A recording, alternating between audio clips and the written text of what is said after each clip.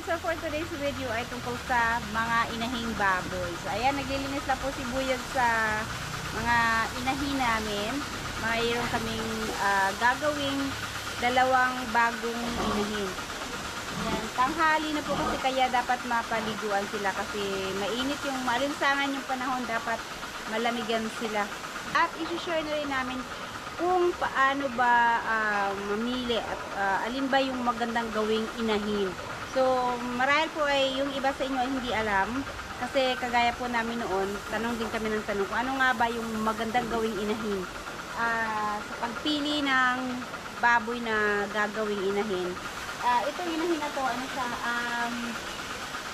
more than 1 month nang na-inseminate. So, buntis na to. Sana. Kasi, ay ano pala to, kasta talaga. 4 na beses pala na-inseminate yan, hindi na buntis. Kaya, itong panghuli, pinakastahan na talaga namin. Baka ayaw mabuntis sa inseminate, kaya dapat makastahan na siya. So, hopefully, mabuntis naman na siya. Kasi, yung mga anak nito na ibenta na namin kailan lang, bago lang mga last week po ata yun namin na ibenta.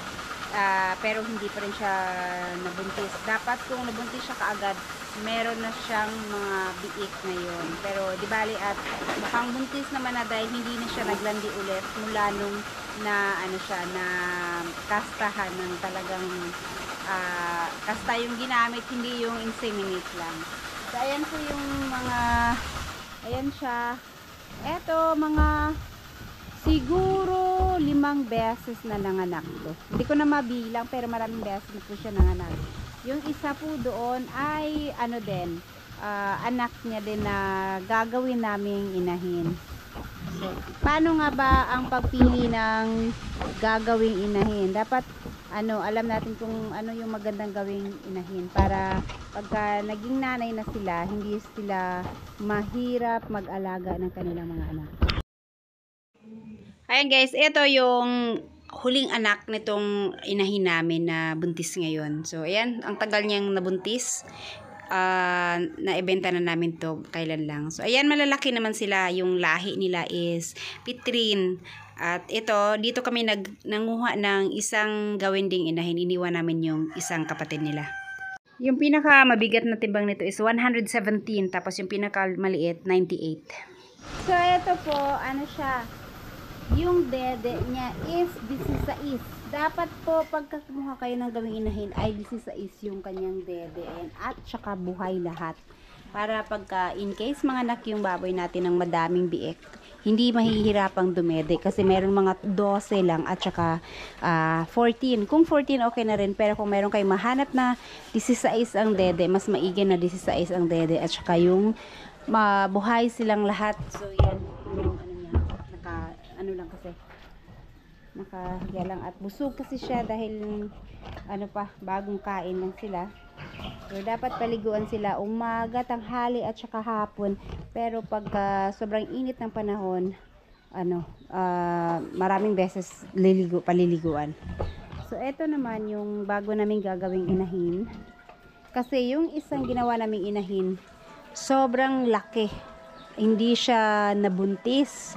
Hirap na hirap siyang magbuntis kaya at tumaba kasi ng husto. Dapat ang inahin natin hindi siya masyadong pakakainin ng madami para hindi siya mananaba. Dahil pag nananaba siya, parang tao lang din ata nahihirapang magbuntis.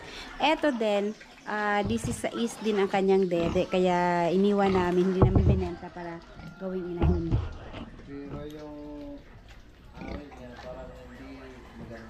Oo, dapat yung ari niya padapa siya palaglag. Ito kasi, paano siya? Paangat. Pero, susubukan pa rin namin kasi yung dede niya kasi is 16, sayang.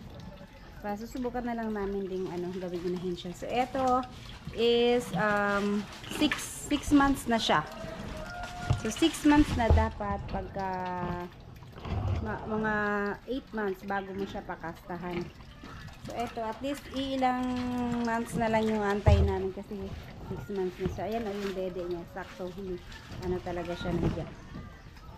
Ayan, ganyan yung dede niya. Dapat buhay na buhay lahat. Magalaw lang. So, yan. isa isang dede at dapat hindi siya masyadong pakainin. Kaya mula nang maibenta namin yung mga kasamahan niya, nilas na namin yung pagkain niya para hindi manaba ng husto. Lalaki yung kanyang puwetan, mahirapan siyang mag-anak. Eto naman siya ay mahaba naman yung kanyang katawan. Mas maganda pag mahaba yung katawan. Eto, ang lahi nito is Pitrin. Ang maganda sa Pitrin, maganda yung puwetan niya. Malalaki. Ito yung anak niya. So, yung maganda daw gawing inahin ay Landrace kasi mahaba yung katawan. Pitrin. Landrace mix Pitrin kasi malalaki yung kanilang mga puwet. Tapos, pagka maganda sa boar is Durox. Malalaki. Kagaya nung binenta namin kailan lang. More than 100 kilos yung timbang nila. Meron lang isa na hindi umaabot pero 98 kilos naman. So, itong isa dito namin ilalagay pero hindi pa kasi nagawa tong sa taas. May ilalagay yung takip dito kaya hindi muna namin nailipat yung isa dun sa baba.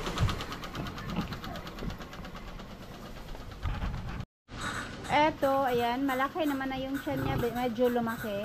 Parang buntis na talaga to. Eto naman isa, bata pa to. So, by August pa to mag 5 months. So, pa lang to ngayon, 4 months. Hindi na namin pinakain ng madami kasi nadala kami nung nakaraan naming baboy na sobrang laki. Nung kinatay namin siya, umabot siya ng 300 mahigit kilos. Ang laki-laki niya kaya hindi talaga siya nabuntis. Yan, nasira yung aming pressure washer kaya medyo mahina yung buga niya, hindi pa naayos.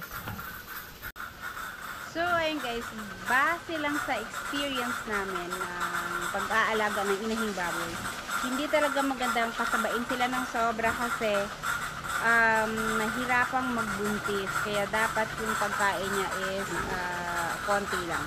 Yung ginagawa namin is sa umaga 3/4, sa tanghali kalahating kilo, sa gabi naman ang 3/4. So kung medyo mataba talaga siya, pwedeng kalahating kilo lang muna ang ipapakain para mabawasan yung kanyang timbang.